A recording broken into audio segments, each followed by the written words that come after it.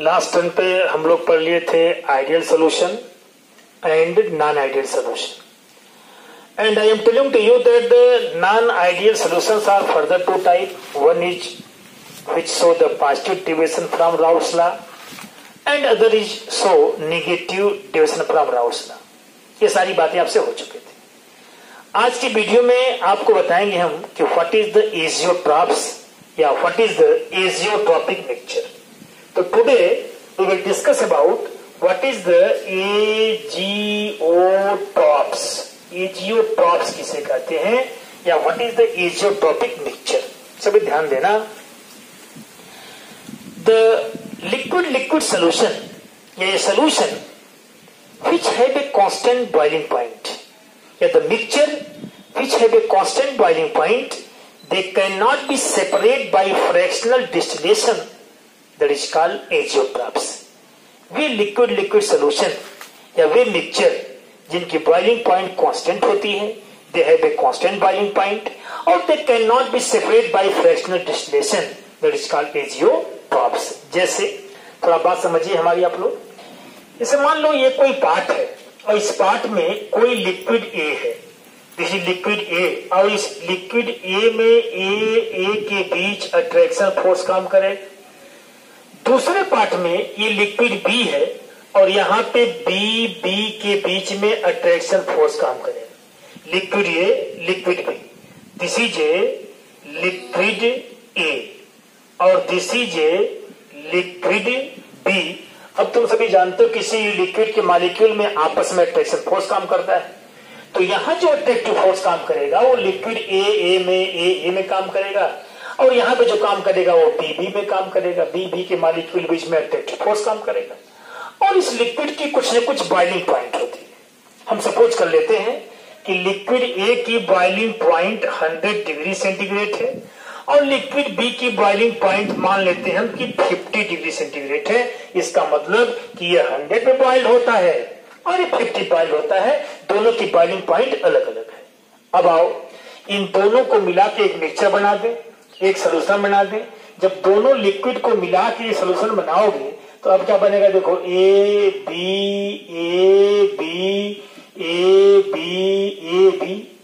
अब ये लिक्विड इसमें जो है this is a mixture, this is solution.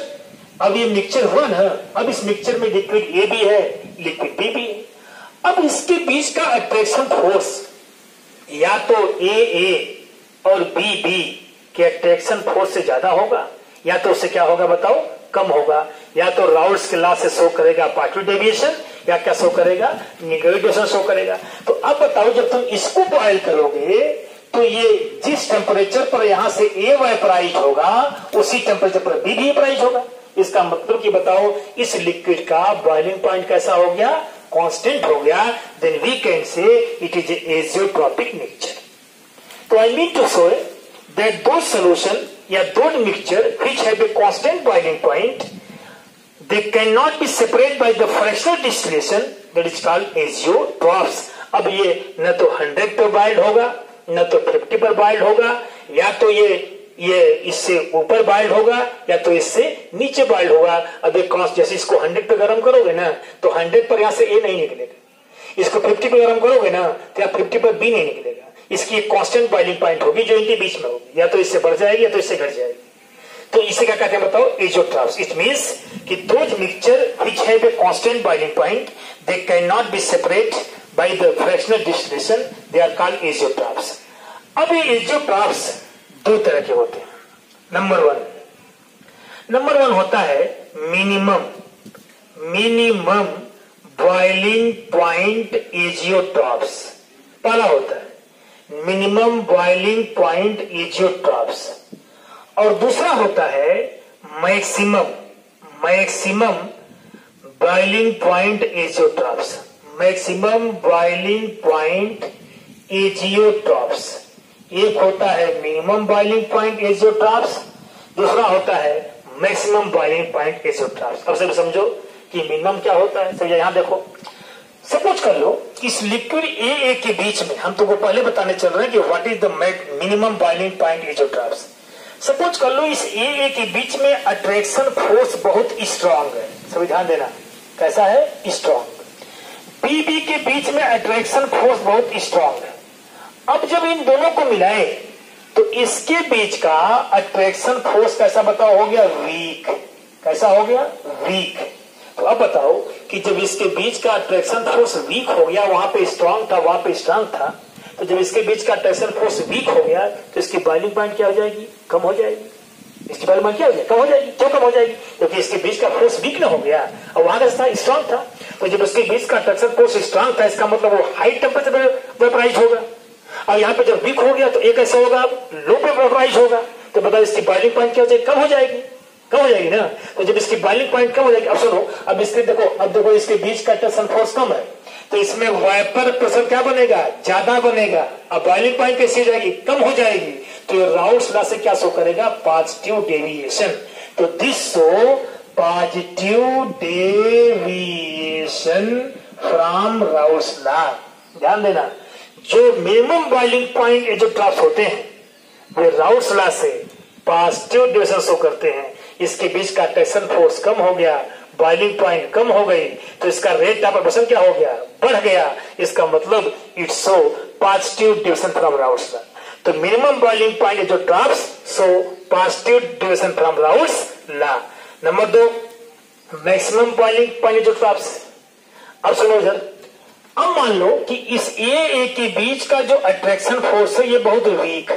कैसा है? वीक। इस बी के बीच का भी अट्रैक्शन फोर्स बताओ कैसा? बहुत वीक है।